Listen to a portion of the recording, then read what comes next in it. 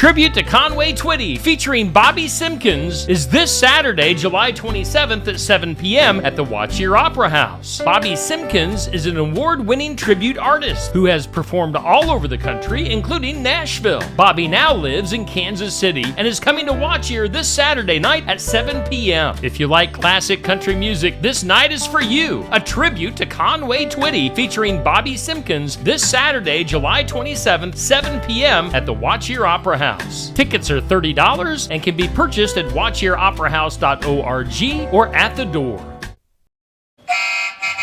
The Delta Fireman's Ball is Saturday, July 27th. You can enjoy food, live music, games, and more. There will be a poker run from 10 a.m. to 4 p.m. Keith Davis will be playing music from 6 to 9 p.m. For more information on the Delta Fireman's Ball, contact Jim or Fake Harry at 319-212-8772. The Delta Fireman's Ball is coming up Saturday, July 27th. Don't miss it. The Union Mills Community Closet presents Christmas in July fundraiser dinner, July 27th, starting at 5 p.m. at Bradbury Hall, Nelson Pioneer Farm, Oskaloosa, serving a catered dinner of chicken cordon bleu or savory sliced beef. Call 641-200-1940 or look for Union Mills Community Closet on Facebook to purchase your tickets. Tickets are $30 or $240 to reserve an entire table. All proceeds directly benefit Union Mills Community Christmas Toy Drive. It's the Christmas in July fundraiser dinner, July 27th at Bradbury Hall, Nelson Pioneer Farm. Corn is subjected to many stresses over a growing season. Poor kernel set on the cob is one of the consequences. On Successful Farming Radio. Successful Farming Radio, providing information farmers need in the field, in the shop, and in the office. Committed to growing your business in agriculture. Get the latest ag news, markets, weather, and more when you sign up for today's news from Successful Farming. Register at agriculture.com/newsletter for today's news, the free Successful Farming e-newsletter.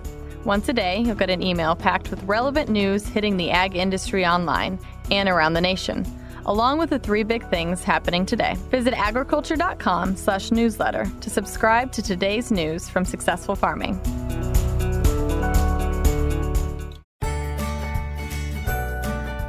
Are you looking for new advanced technology for your farm operation? Need some advice on managing your farm or tips on finding the best machinery prices? You'll find all this and more in Successful Farming magazine. Subscriptions are available online at agriculture.com. Visit agriculture.com and complete your subscription to Successful Farming magazine today.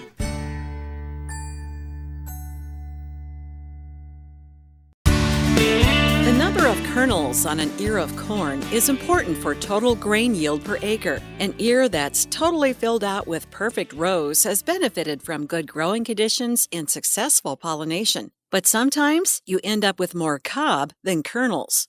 Bob Nielsen is an agronomy professor at Purdue University. He says there are several reasons why this happens, but severe drought is probably the most common culprit. Each silk represents a kernel of corn and requires a lot of moisture to grow up and out of the husk for pollination. So under severe drought stress, that elongation of the silks can sometimes be delayed or occasionally even stopped altogether, to the point where they may be delayed in their elongation so long that by the time they do finally come out, all of the pollen's already been shed from the tassel, and so there's no pollen left to be captured by the silks, and then you don't get any kernels developing. On the other side of the spectrum, an extended period of cloudy, rainy weather can result in a less than full ear of corn because it messes with photosynthesis. It can affect those newly fertilized ovules, because if the plant becomes terribly short on the sugars and the carbohydrate that are formed by photosynthesis,